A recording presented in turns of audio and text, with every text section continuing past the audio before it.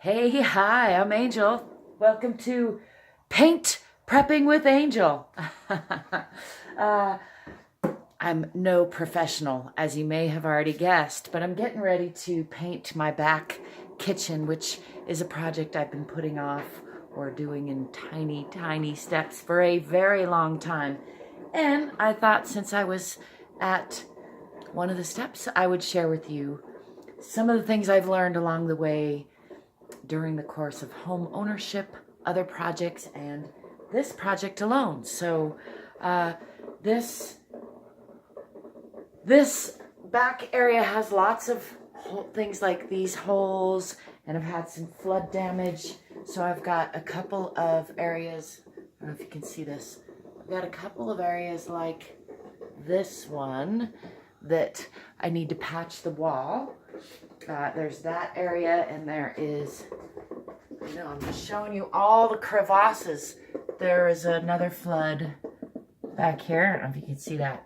Anyway, a pipe burst in the wall there. So I have two pretty big areas to patch, and then lots of little areas like those little holes I showed you where I've pounded curtain holes in like this. So one of the first steps to painting is to just kind of assess the situation, get all your materials handy, wash the walls, which I will be doing, and patch all the holes with some spackle.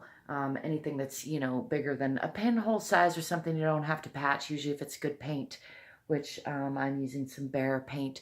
None of this stuff, by the way, am I an affiliate of yet. Perhaps I'll get it together and do some Amazon affiliate links, which won't cost you any extra to click on if I do, but right now I don't have any of that. I'm just sharing with you to share my prepping process. So I bought this all-purpose joint compound. There's several kinds at the Home Depot, and this kind was the kind that most of the pro guys recommend. Comes in a box. You can get it in a bucket too. And the box, if you don't use it all up, is going to dry out. So I also got this bucket lid because I already have some buckets. So when I'm done today, I'm going to put what's left, seal it up real tight in a couple of different bags, try to get it to last for another project. This is some joint compound tape, which for going around, and this is a piece of sheetrock. I bought just a small piece. You can get it in sheets for fairly inexpensively, or a prefab piece like that for a little bit more per square foot, but it's a little bit easier to manage in my car. So anyhow, I'm gonna cut that to fit after I'm gonna cut these holes back to at least a couple of places where I have studs that which is wood that I can screw into, and then I'm gonna cut that to as close as I can to fit and screw it in there. And then I'm gonna use this joint compound and this joint tape, which is just paper with a crease in it, to show you where the middle is.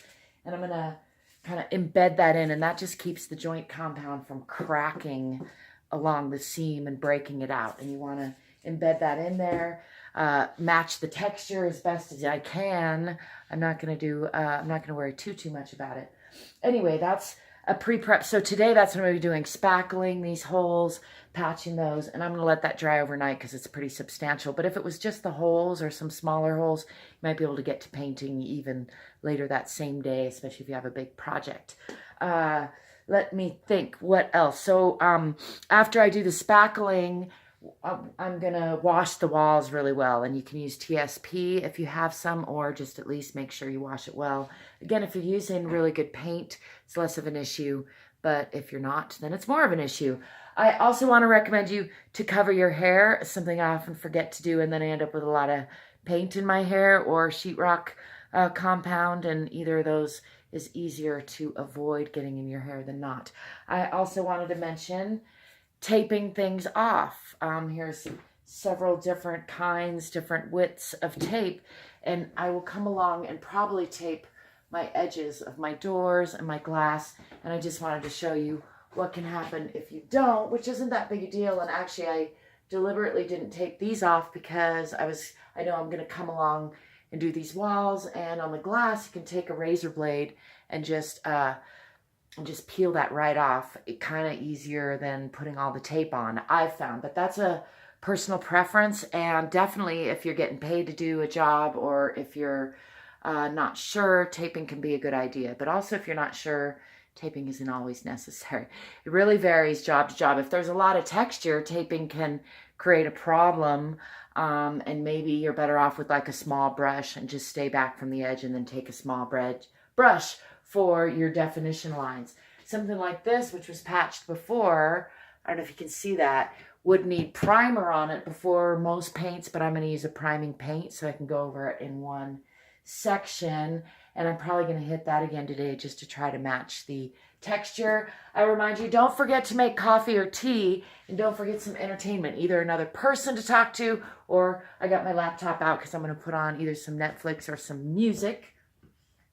You're going to want some plastic to cover things, like a big sheet of plastic or newspaper, or sometimes I use an old sheet if you have one dedicated. And along those same lines, you might want a painting outfit if you're going to do a whole house, or be painting more than one project, or be prepared to have a ruined outfit that you're painting in. If you're as messy as me, if you're not messy, don't worry about it. And on that note, if you get paint on your clothes, you can get it out with rubbing alcohol a lot of times. It's easier to get it out before you wash and dry it by a long shot. Can be gotten out, but after washed and dried, but then you're really just working on like getting paint, like wearing the fibers out once it's bonded to the paint is bonded to the fibers. I hope that's helpful at all. Oh, I was going to show you, I'm using just a really cheap plastic spackling knife. There are much fancier and better. And if I were doing a bigger project, I would have certainly invested or even gone in the shed and dug out a better spackling knife. But the little $2 or $1 jobber does fine for a basic quick job like this. And on that note, I'm going to get to it. If you have any questions or comments, I would love to try to answer them. I know this is just a quick paint prepping overview. I will remind you, you can really spruce up an area with a quick coat of paint. It's pretty amazing, actually. And taking a little extra time to tape off lines and to think through what order. Like I said, I didn't need to tape off some of these lines to take the time because that was the first run through. And now that I'm doing the, coming around these lines, those lines I will need to tape if I want to keep them nice and clean, or stay back from them and use a little brush. And again, that varies job to job, and it's worth taking a little time to think through what tools you have at your disposal and what makes the most sense for the time and resources that you have to do any given job. I hope that helps you in some way. As always, there's other ways to support me and contact me in the description. I welcome your questions and comments. I wish you productivity, peaceful conflict resolution, progress, potential. Don't forget to play every day. Ciao for now.